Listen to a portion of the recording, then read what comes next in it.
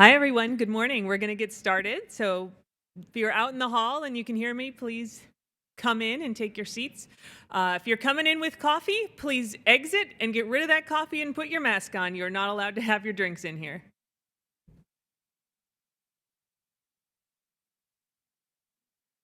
Welcome, everybody. We're really glad to have you here for day 2. For those of you who were at the women's meeting this morning, we hope you had a great time. I'm really excited to introduce today's keynote, Catherine D'Ignazio. She is a professor, an artist, and a software developer. She's the director of the Data Plus Feminism Lab and an assistant professor of urban science and planning at MIT's Department of Urban Studies and Planning.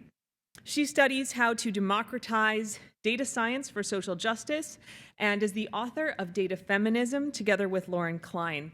We are thrilled to have her here for this morning's keynote, Co-Designing ML Models with Data Activists. Catherine's joining us virtually, and so you'll see her on the screen. And a reminder, if you have questions, please put them in Slido, and I'll be moderating the Q&A at the end.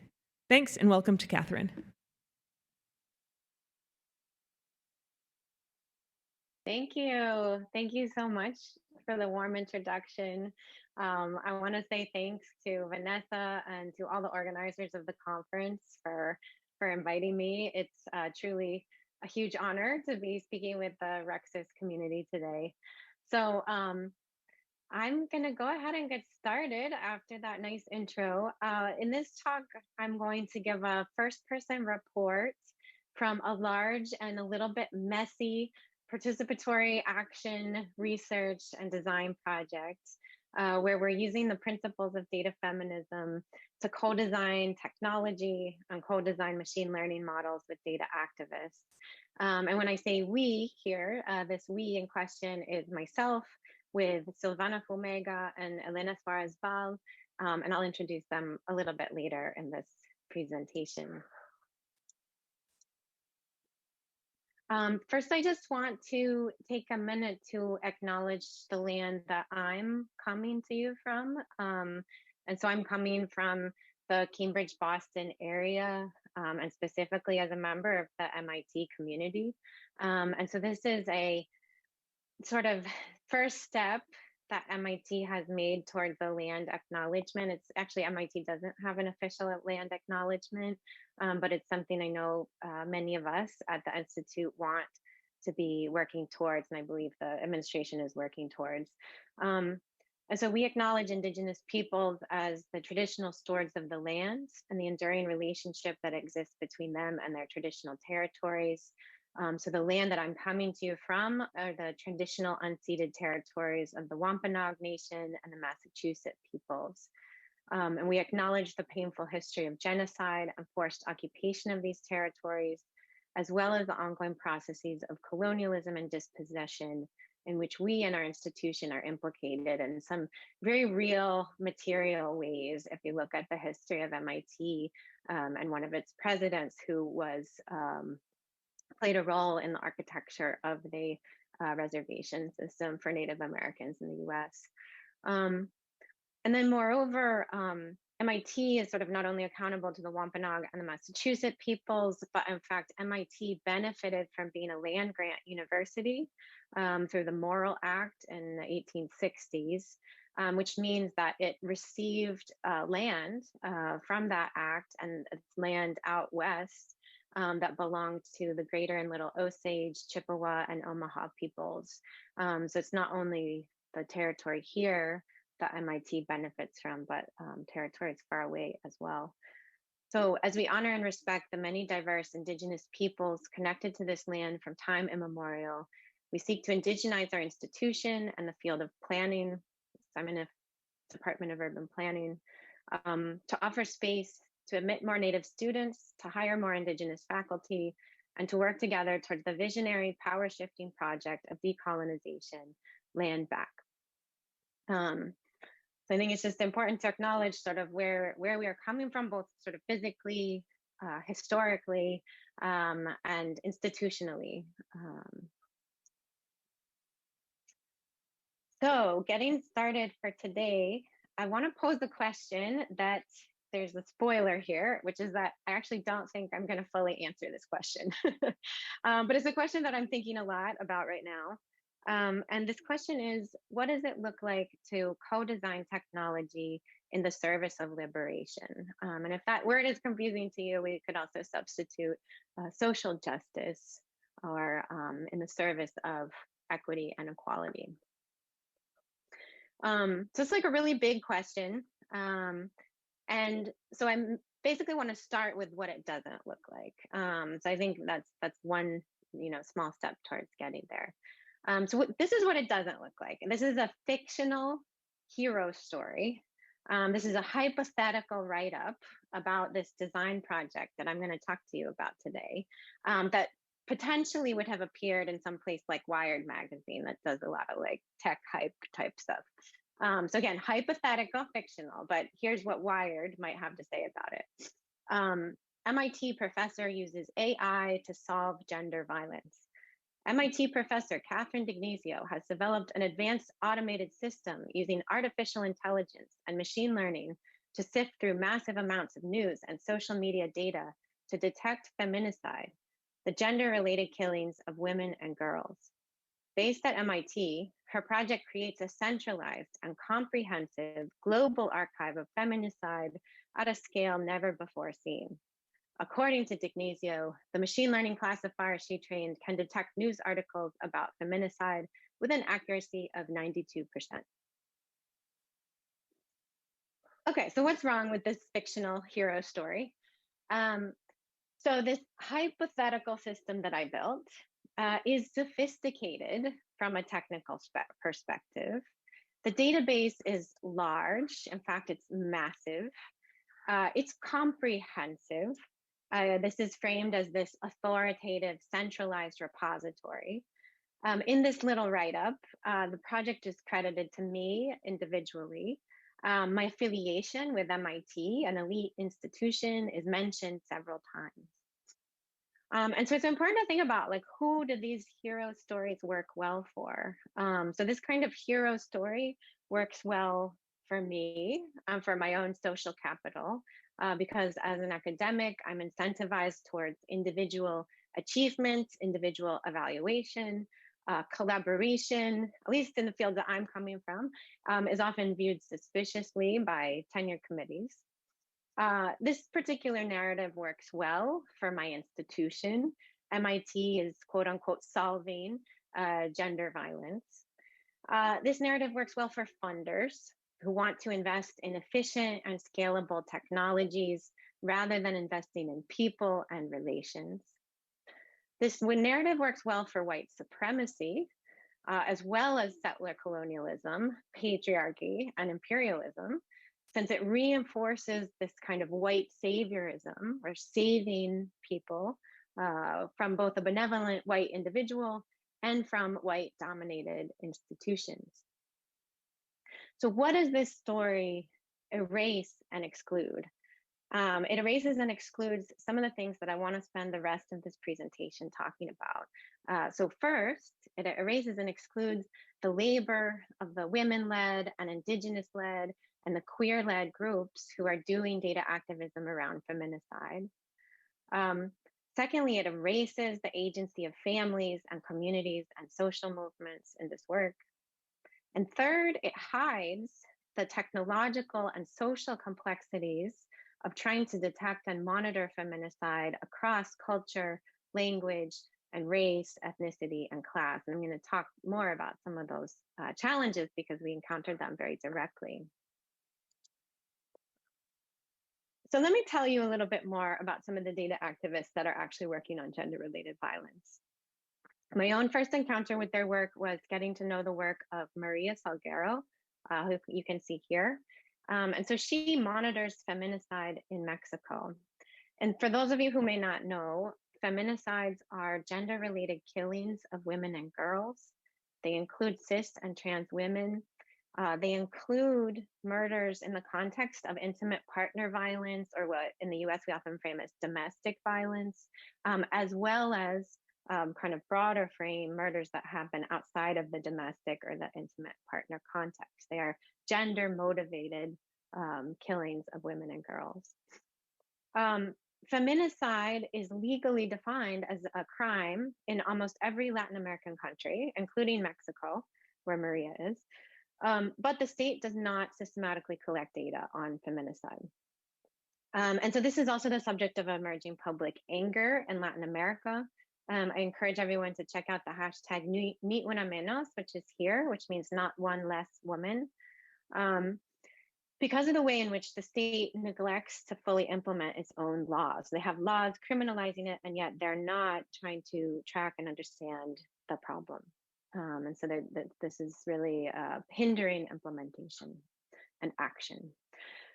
So frustrated by this, Maria Salguero has single-handedly compiled the largest archive of feminicide in the Mexican context. And so she's been doing this work for almost 7 years at this point. It's basically a form of citizen data science. And so what she does is she spends 2 to 4 hours a day going through media reports, and at this point going through many crowdsourced tips and WhatsApp groups and emails, because she's very well known. People send her many cases.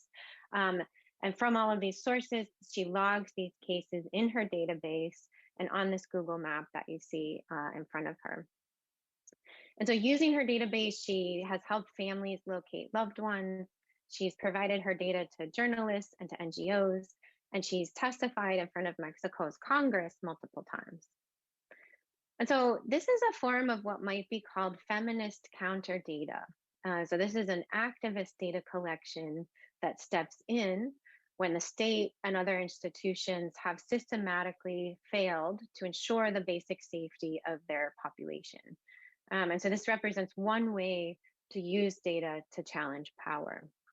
There is a caveat there, I guess I would say, and that Laura and I talk a good amount about in data feminism, which is that not all social problems, like the answer to all social problems is not necessarily to collect more data. We can come back to that in the Q&A, but I'm not advocating that we need more data about all social problems, because more data can enable the state and powerful institutions to target vulnerable people.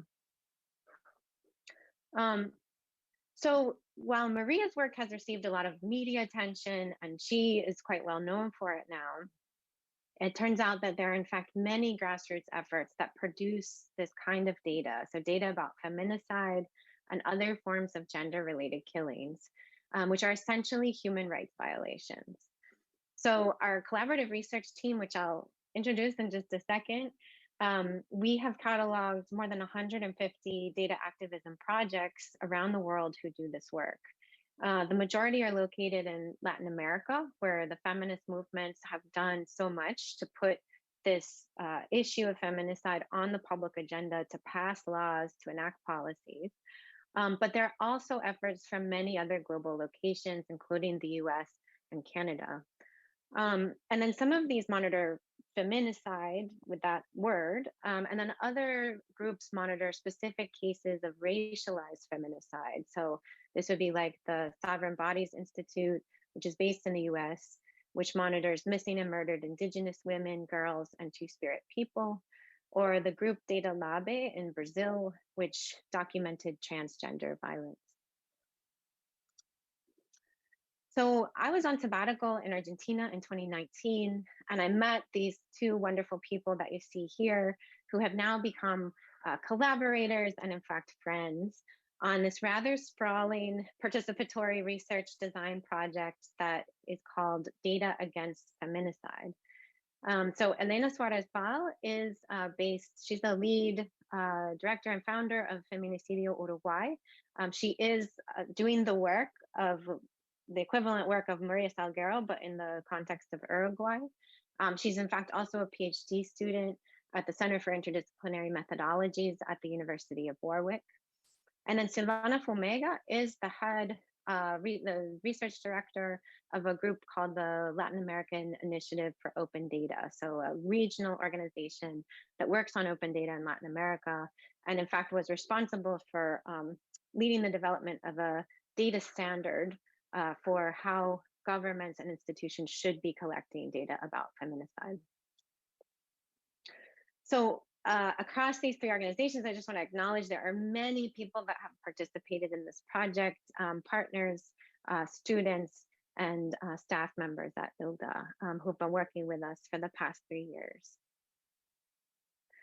So the project has 3 pillars, and I'm really going to be focusing today on the participatory design project, where we've been building tools with activist groups. But in addition to that side of things, there's also the qualitative research project, in which we've really wanted to, we've undertaken over dozens of interviews at this point, in order to understand activists' counter data and information practices, in order basically to be able to better effectively design tools. We wanted to deeply understand sort of how activists are acquiring, processing, analyzing, and using data about feminicide. And then the other part, which I'm also not going to be talking about too much today, is that we've also been building a community of practice for the people that do this work, like Maria, like Elena, so that they may come together, meet each other, share tips, share knowledge, share strategies, and so on. So we've been running sort of big virtual gatherings over the past 3 years, every November. And so we started this project as I was revising data feminism. And so these 2 projects for me are very intertwined, and I'm going to try to explain a little bit more how exactly. And so Data Feminism is a co-authored book with Lauren F. Klein, who you can see here. This came out in 2020. And if you don't know Lauren's work, I think everyone in this audience would benefit from knowing Lauren's work. So you should go check her work out. She runs a lab called the Digital Humanities Lab at Emory University. And she does fantastic work using data and computational methods, typically to look at more historical and archival data from the standpoint of often recuperating data silences, sort of silences in the archive due to racism, sexism, and so on. And so as we were writing Data Feminism, the charge for us was to think about what an intersectional feminist approach to data science would look like. So what would a feminist data science look like? How might data science need to change if we aspire to make it feminist, which is to say we aspire to use it towards equity and equality for genders, all genders, but also equity and equality and liberation from all forms of oppression. And that we draw from intersectional feminism. And so in Data Feminism, we outline 7 principles for working towards feminist data science. These are things like examine power, challenge power, rethinking binaries, elevating emotion, embracing pluralism, considering context, and making labor visible. And the book is structured in exactly this way. So each of these principles is comprised of we have one chapter that describes each of these principles. What we try to do is we try to introduce readers to the feminist thinkers that led us to formulate that principle. So we try not to assume that people have any background in women and gender studies or in feminism or anything like that. So we're doing a lot of introducing of these feminist ideas. And then at the same time in each chapter, we're also trying to be very pragmatic. Like we're also trying to say, well, here are data scientists, artists, journalists, librarians, and activists, people who are mobilizing data in the world, who are doing so in ways that actually embody this principle that we're talking about. So here are ways we can look at that use data science to challenge power, or that use data science to rethink binaries and hierarchies. And so these principles are great, right? We have these 7 principles. They sound lovely, but if you are a practitioner, then you know that practice is messy, and especially when you're doing participatory work, participatory projects, or large-scale collaborations, these are messy. The real life doesn't always adhere well to these nice sort of abstract principles. And that's not a critique of ourselves, or maybe it is, but it's just to say that no principle can sort of hold the complexity of like real life navigation.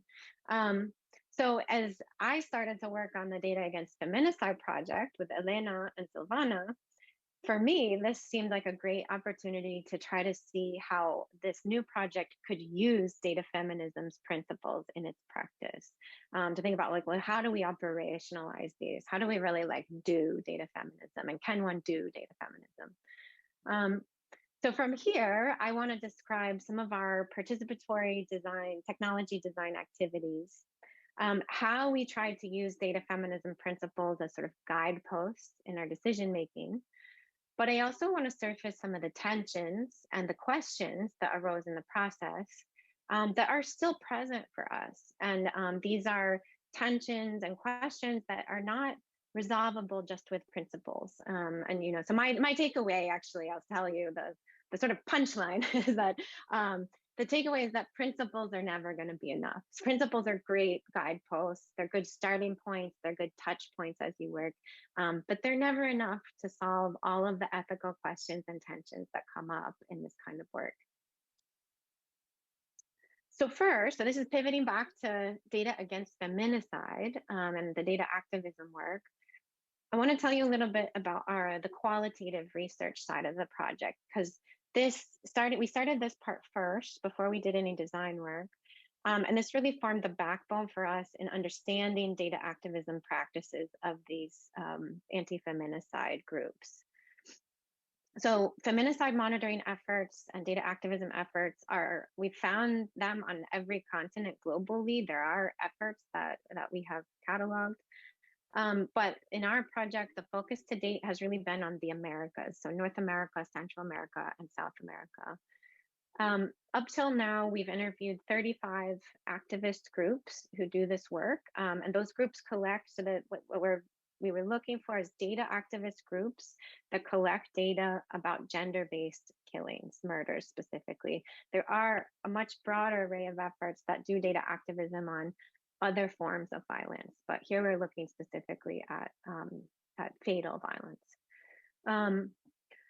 As we interviewed groups, we asked them about their motivations for doing data activism, what were their definitions of feminicide or the type of violence they monitored, what sources of information did they use, what kind of software did they use, what kind of categories of analysis did they use, and their process of collecting cases and the experience of it, their labor, including emotional labor. And this surfaced as a major theme in all of the work, because as you might imagine, what these groups are doing, for the most part, is reading through media reports about feminicide, fatal violence, and then logging those into spreadsheets and databases. These are not easy stories to read. And the emotional labor of doing that work was a huge theme that surfaced for us. And so from this qualitative research and analysis, we've recently published a paper in the journal Patterns that describes activist counter data science workflows as a kind of a 3-step process. So there's a process of researching cases, so sort of how do folks find information, and really interesting, highly creative strategies for acquiring information in a context where there is very little official information. How do activists record cases? How do they structure their databases? What kind of sort of models do they use, variables do they use, and so on? And then finally, remembering. So like I said, the emotional labor was often viewed as a kind of memory work by activists. And so even the act of logging a person who was killed into their database was seen as an act of care and an act of remembrance. And yeah, one of our main takeaways from this is that activists are really enacting these alternative epistemological approaches to data science. So rather than kind of trying to come up with this authoritative, neutral record of events, what they're trying to do is really center care and center memory and center justice. And yeah, so this is the main finding really, is this idea of enacting these alternative epistemological approaches to data science. And this corroborates work that Paula Ricarte has done about feminicide as well, where she says data activism practices around feminicide configure a form of epistemic disobedience against the extractivist and colonial logics that govern hegemonic data science. And here I just want to do a shout out to the Tierra Común network. So if folks are interested, you may want to go look at their website. This is an emerging space where scholars and activists who are interested in decolonization of data can come together and share information, share work, and so on and so forth. And Paula is one of the main founders of this community. So that's on the qualitative side of things. But now I want to describe a little bit more our design process with data activists. So we started out and we worked really closely with two groups. So Feminicidio Uruguay, which is Elena, who's one of the also the co-leads of the project. And then we also worked with women, Dawn Wilcox from a group called Women Count USA, which is based in the United States. And so with the two of them, we did 6 co-design sessions where we brainstormed a great variety of different types of tools and technologies that would help infrastructure their labor, help support their labor, help reduce their labor, both the time they spent monitoring cases of feminicide, but also thinking about what are ways that digital tools might help to alleviate some of the emotional labor of doing this work. From that co-design process, we emerged with 2 kind of clear charges for what we would develop. So we built 2 tools. And then we piloted those 2 tools with a broader set of groups. We piloted them with 4 groups working in the United States context and 3 groups working in the Argentina and Uruguay context. So Spanish tools and English language tools. So I want to tell you a little bit about what we designed. The first tool we came up with is quite simple, but I think turned out to be highly useful for activists in their work. So the majority of data activists, their primary source of information for sourcing information about cases of feminicide is news media articles. And so what they're often doing is reviewing very specific media websites, scanning articles that appear to be about gender-related violence, and trying to match whether this fits their definition of a feminicide. And if it does, then what they do is literally, copy and paste from the news article into their database. And so this tool, the data highlighter, is designed, it's a browser extension, and it's designed for that stage of work where they are looking at an article that describes a feminicide, trying to ascertain whether it does in fact constitute a feminicide, and then if it does, to do that copying and pasting. So this literally just highlights names, places, and dates on the web page in the news article that they're looking at. And then activists can put in custom words that would, they might be looking for. So often in feminicide, to determine whether it is a feminicide or not, activists are looking for what is the relationship between the victim and the perpetrator. So they might put in words like boyfriend or ex-husband or something like that. Many often log sort of weapon used and so on. So they might put in specific weapons in that custom box and so on. And then this also links out, there's a link there that says open my database, because if you click on that, it links to their database, so they can be copying and pasting. It sort of changes the layout, so you can copy and paste from one window to another relatively easily. And there's a couple other features, but that's the first one that came out, and that was a very strong, emerged from the co-design process as being a really strong need to try to alleviate some of the reading and turn it into this more scanning for specific variables. The second tool I'll spend a little more time on. It's a bit more complex. So the second tool is a kind of a it's more of a system. It's similar to, if folks are familiar with Google Alerts, now kind of a aging technology, but a similar process. And in fact, many of the activists had previously tried Google Alerts and stopped using Google Alerts, because what they would find, they would put in a query, but then they would find that Google Alerts would give them cases that were outside of their geographic area of interest, Google often does not index sources that are most useful for activists, and those tend to be the more hyper local sources and also blogs. So like smaller scale sources tend to have more detailed information about these cases, and Google, especially in Latin America, isn't indexing these sources and these sites. And then Google Alerts would also send them, you know, if there's a big case, there's going to be many news reports about that one case. So Google sends them kind of all out of order and not grouped together. And so what we did is work to try to think about, well, what is a kind of email alerting system that would work for activist needs and get more of those things correct for trying to detect these human rights violations. And so this is the email alert system. What you're looking at here is the dashboard, the web-based dashboard of that system. And so we both have the dashboard that they can search through, and as well as a daily or weekly email digest that sends activist cases about their geography of interest, and that have been run through a machine learning classifier. Maybe I'll just run through this. This is the sort of the architecture of the system.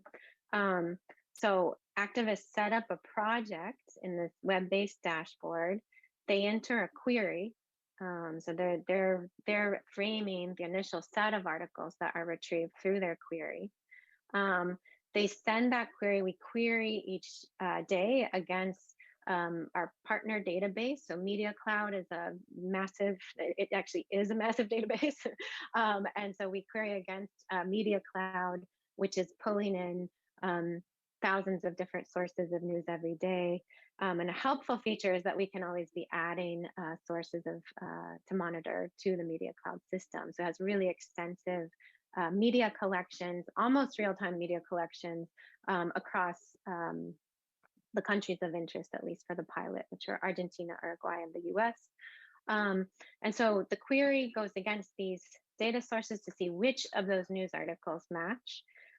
From that set that gets returned, we run those articles through different English language classifier and then a Spanish classifier. And what these have been trained to do is look for a probable article that describes feminicide. And so we previously annotated data and trained these machine learning classifiers to try to say, you know, what is the probability that this article describes a case of feminicide? So this larger set of returned articles runs through these classifiers. Those that pass a certain threshold then get returned to the activists in the form of this either like daily or weekly email alert, and they also go into the dashboard. And so you can see that an example of these here. So the article might come in to their Gmail, and can't really see it here, but or maybe you can see it actually a little bit here in this dashboard if this is showing up. The other thing that we try to do for the activists is to group news articles that describe the same event. So as, again, to reduce some of that labor of like reading through duplicative stories like that they might have already judged, oh, this is not a feminicide, but then they have to actually sort of check every article that comes in. We try to group those together to, again, reduce that labor. Okay. And I should say, and these tools are out and available now. We've actually shared them with the whole Data Against Feminicide community. We have around 30 different groups, mainly based in Canada, the US, and Latin America, who are currently using these tools. So coming back to the principles of data feminism, I just want to say a little bit more about how these played a role in our design process and our decision making about sort of what we would build, how we would build it, and so on. So data feminism has this principle, embrace pluralism. And this says that the most complete knowledge comes from synthesizing multiple perspectives with priority given to local, indigenous, and experiential ways of knowing. And so what this means, or how we translated this for this project, was thinking about, well, how do we design these counter data collection tools in collaboration with and in solidarity with the people who are already doing the work? So rather than like the thing that I showed you all at the beginning, where it was like Catherine's big old database of the world, instead of me going in and like grabbing all the data, what we said instead is we're actually going to build tools to support the citizen data science and the active sort of grassroots research that's already taking place in a really contextual, grounded way. So how can we do the tools, create the tools that will help with that, as well as use these participatory methods of co-design and dialogue and relationship building and so on. Another principle of data feminism is to elevate emotion and embodiment. So data feminism teaches us to value multiple forms of knowledge, including the knowledge that comes from being people as living, feeling bodies in the world. And here we're thinking about how do we foster caring relations? How do we build relationships with the people that we are co-designing with? How do we build relationships with each other, even on the projects? This is a picture of myself, Elena and Silvana. Most of our work was during COVID times. So it's like, this was actually the first time we ever met each other. We met each other all separately. We came together as a group for three of us only for the first time this past spring in Uruguay. And so thinking about like, how do we build healthy, good relationships with each other, healthy, good relationships with our partners and our activist community co-designers. And then also, how do we acknowledge and really think about designing for the emotional labor of doing this data collection about feminicide as well?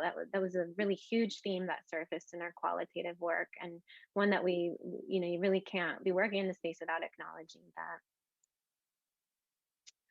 One really fundamental principle of data feminism is around committing to challenging unequal power structures and working towards justice.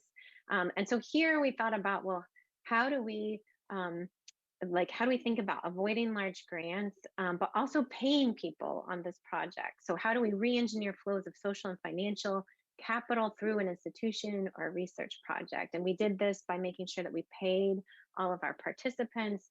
We're trying to sort of redistribute the wealth, and both the wealth of money and the wealth of the social capital that comes from doing this kind of work. And then finally, one of the principles of data feminism is to make labor visible. And so how do we think about making the labor visible, not necessarily of ourselves, but thinking about how do we make the activist labor visible? And so here again, we did not try to use or to centralize the activist data that had already been collected, but in fact, we're seeking to support and sustain and to infrastructure the activist labor that already existed. So how can we sort of uplift that? And then just the last part of this presentation, I want to tell you about some tension. So there were ways that we tried to align the project with data feminism's principles, and yet there are still a lot of tensions that arose in this process, and we're still figuring those out as this project keeps going. So the first tension is this: using computation and design for politically contested concepts. So feminicide itself as a concept is politically contested. So activists don't agree with governments. Governments don't agree with each other. Laws that exist, there's many laws about feminicide. They're not kind of one-to-one in terms of like how they define feminicide, who counts, what counts as feminicide, and so on. So this amount of variation poses a huge challenge for a technical system that seeks to try to help groups detect cases of feminicide from news articles, right? So one of the main benefits of computation is that it might be able to formalize concepts into code. But what happens when a concept is politically contested? How do we think about formalizing that? And so the way that we navigated that is by choosing very intentionally not to automate many aspects of the system. So what we do is we surface cases in our system for a human to look at, possibly relevant cases, but it leaves it to the human judgment of the activist as to whether the case is truly relevant for their particular definition of feminicide in their particular context. And so in this way, we're trying to support multiple definitions of the concept of feminicide rather than standardizing and codifying, literally in code, our definition. However, we still have open questions about whether our machine learning models are open and flexible enough to detect cases that matter across diverse contexts. So, activists, of course, are not using the same definition. There's also wide variety. So even when activists maybe are monitoring feminicide in the same language, like US and Canada or Argentina and Peru, those countries have very different media ecologies, meaning like the press may talk about feminicide with very different language. And so we're still trying to suss out like sort of what is some of the cultural and contextual variation that might be affecting how well these models are performing. The second tension I want to surface, this came up in the pilot, and it's really epitomized by this quote from one of our partners. And she said, this is about the email alert system. It's not working for us. We are getting so many cases every day, but we check every single one, and none of them are Indigenous women. And so this was one of the big takeaways of our pilot, which is that groups dealing with all feminicide, so any feminicide, derived far more utility from this email alerts tool than groups that were monitoring racialized forms of such violence. So we're working with a group that monitored missing and murdered Indigenous women, and another group that monitored Black women killed in police violence. And so there's a bunch of reasons for this. There's systemic racialized media reporting bias. So there's a ton of research that demonstrates how missing white women in the US and Canadian context turn into media spectacles. You can think about here in the US, there was recently the case of Gabby Petito. Well, the deaths of women of color go unreported. There's also a lot of racial misclassification for Indigenous women, again, corroborated by many studies that kind of reverse engineer official databases to demonstrate this, and so on. And so the issue here is, how do we design for and navigate the fact that the information ecosystem around gender-based violence is differently biased for different subgroups of women, which means that a machine learning model in one context is not going to work for a subgroup in another context. And so we realized we needed to design custom machine learning models to work for these very specific groups. So this is a tension, again, we're still navigating. Computer science students Harini Suresh and Raj Mova have written about our process in this paper. It's called Towards Intersectional Feminist and Participatory Machine Learning, a case study in supporting feminicide counter data collection. And what they did here is they developed a multi-round way to train the classifiers, where at each stage, our team would supplement the data that the model was learning from with more context-specific cases. And so sometimes we added positive cases, so cases that were in fact describing, news articles that were in fact describing feminicide. And then in some cases, we needed to add more negative cases. So cases that were trying to disentangle some of the ways that the classifier was getting confused. So for example, for the task of trying to detect news articles about Black women killed by police, the classifier was surfacing many articles about Black men killed by police.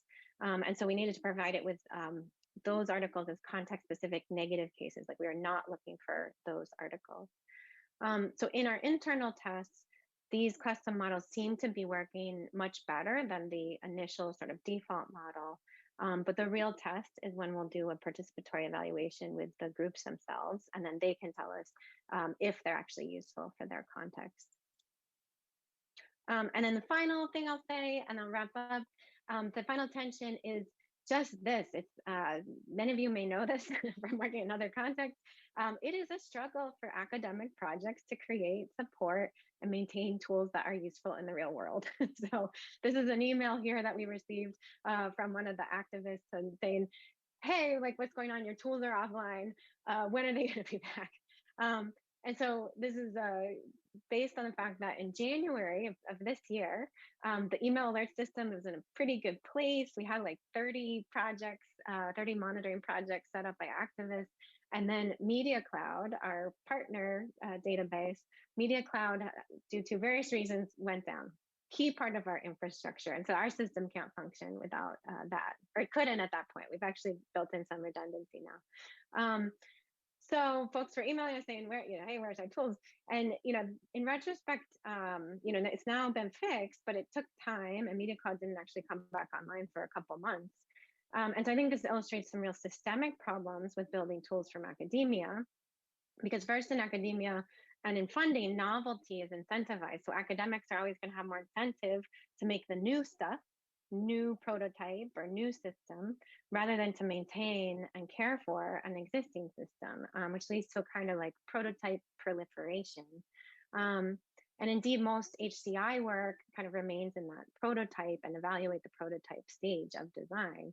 And so how can we think about ensuring that the design of an artifact also includes the design of its deployment, the design of its infrastructure, and the design of its maintenance? These are all really key sort of features if we aspire to make tools that actually sort of perform the service in the world, right? And there's a great paper toward a grassroots culture of technology practice, which discusses some of these things and raises the questions of like who among us as academics has the resources to ensure uptime, to give this super powerful infrastructure and redundancy and timing. Google and Facebook can do that, but if you're like an individual academic researcher with a small lab, like how might you do that? And it's a conundrum, I would say. So right now I'm sitting with these tensions, talking with collaborators, and trying to think about what are pathways towards more sustainable, reliable delivery of feminist technology services to human rights activists. So I think I'll leave it there. I don't think I really answered this question that I started with, but at least I've hopefully shown you what designing technology not in the service of liberation looks like. I've offered you an anti-hero story, and I've modeled a process of collaborative and reflexive questioning and care and accountability that hopefully get us a little bit closer to an answer to it. And a final note, I'm writing about all of this work in a book that's coming out from MIT Press. Keep a lookout. It's called Counting Feminicide. And I'm going to be doing a community peer review process. I'll be putting the whole book online for public peer review and comments in November of this year. So keep an eye out for when that goes up. And then just again, thank you so much. Super honor to be here and look forward for questions and dialogue. Thank you.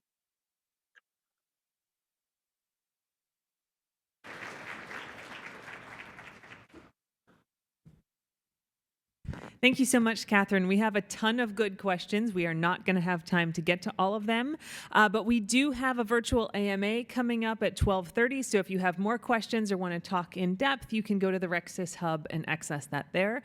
But I will give you a few of my favorite questions out of the list. And I would say that they're sort of divided between questions about data feminism in general and questions about your project in particular. So I'm going to give a couple examples of each one depending on how much time we have. One of the first questions, and this is the most popular one in the Slido questions now, is does the practice of data processing and ML training for business, like marketing and advertising, violate the principles of data feminism by default? Great question. I think it would be dependent on the context of who's the business and what are they doing in the world. I've been asked previously, actually twice in one day at one point, as to whether data feminism is compatible with capitalism. So I feel like this is sort of a similar question.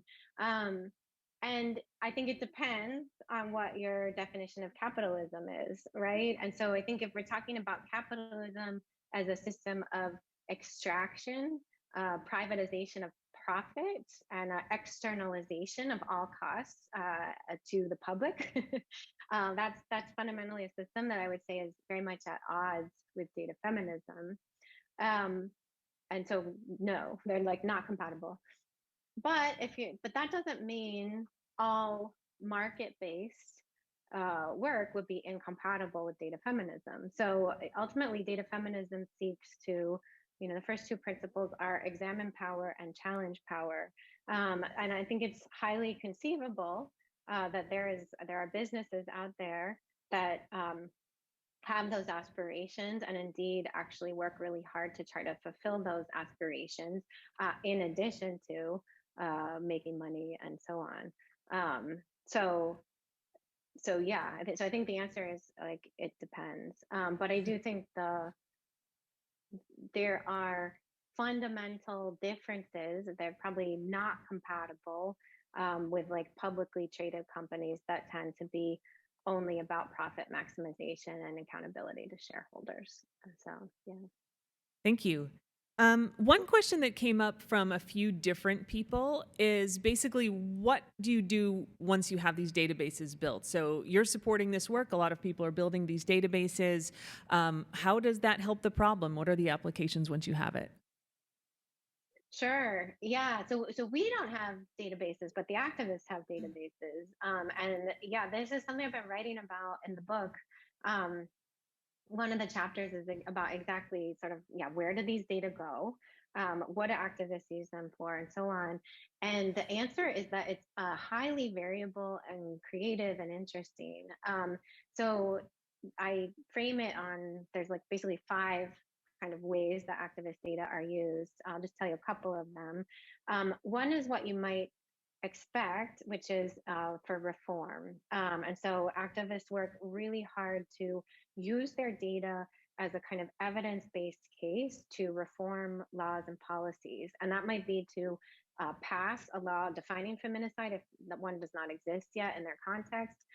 It might be to expand the law that defines feminicide, because, and again, depending on the country, some countries only count intimate partner violence as feminicide. Other countries have more expansive laws. Some countries do not count trans women who have been killed as feminicides. Others do and are more expansive.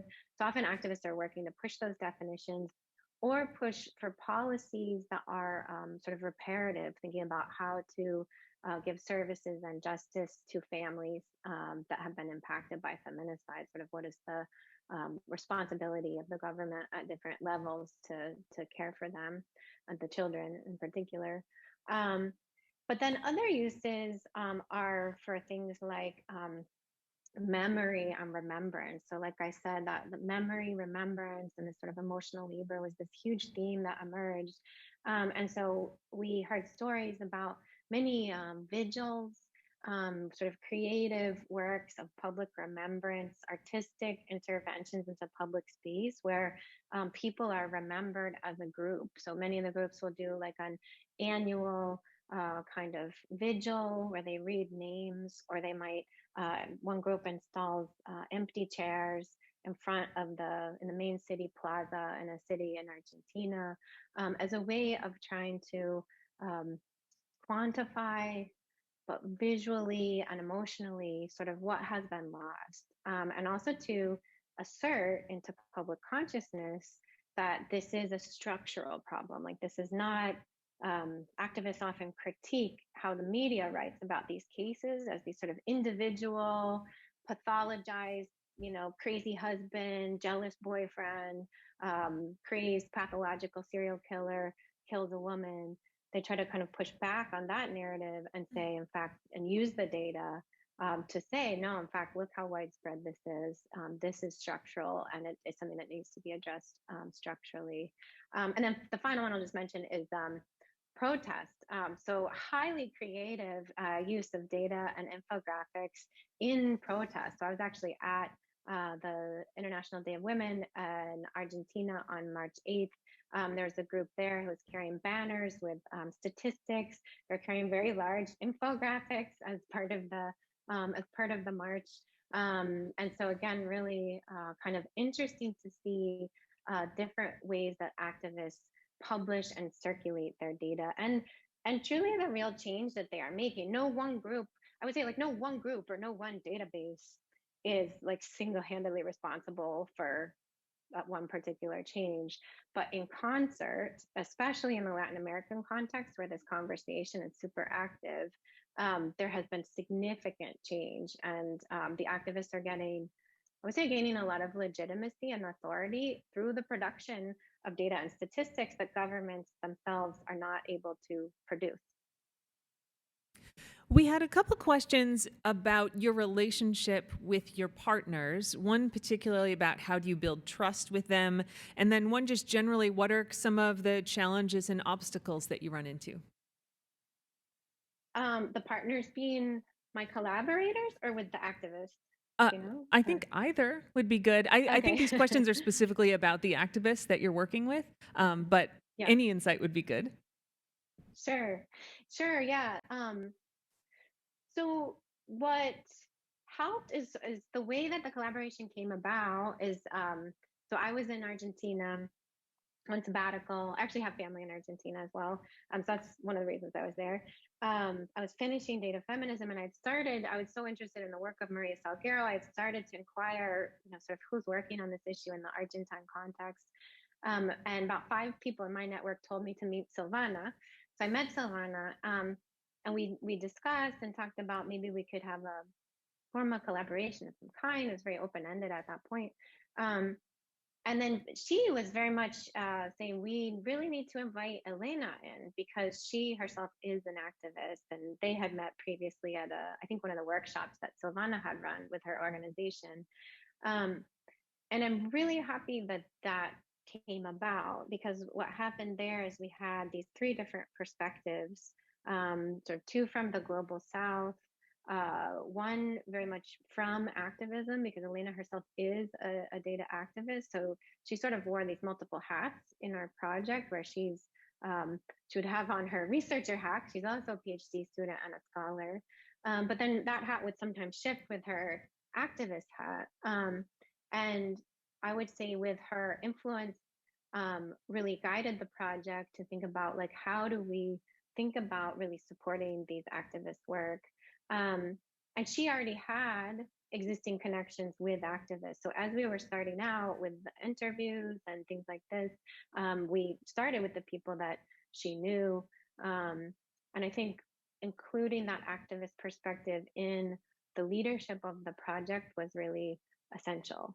And so that's something that I would always advocate for, is thinking about how do you not just, I don't know, listen, but actually lead, like have the perspective of the community that you're trying to work with sort of lead the design and the development of the project. And then another thing I'll say in relation to the trust question, which I glossed over a bit in the presentation, but I do think it was really important at the beginning that we did not write a big grant for this project. We have since written grants and gotten some funds for it, but at the beginning, we tried to keep the funding side very flexible so that we could know what is the work, like what are we even doing together? How do we first build relationships, and first understand kind of this community and world that we are participating in, before we determine what are we going to do with these folks or how we're going to do it or whatever. It's not the kind of thing you can just invent without already, in some sense, being in relation with the community. And I think a lot of times research does the opposite. Like, you design the research before you've even like known the community or even know who you're working with. But because all your research questions and your research design is already set, it leaves you no flexibility for when you've actually built relationships with the community and they're like, we have no interest in what you're doing.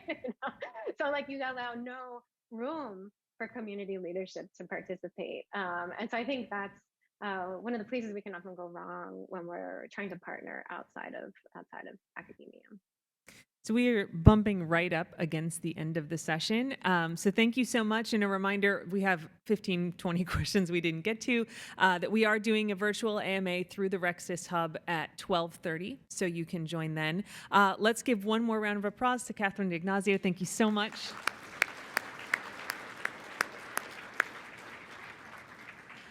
So for those of you who are here in the room, we're now going to go on to a break for half an hour, and then you'll come back in here for the first paper session of the day. Thank you so much, everyone. See you soon.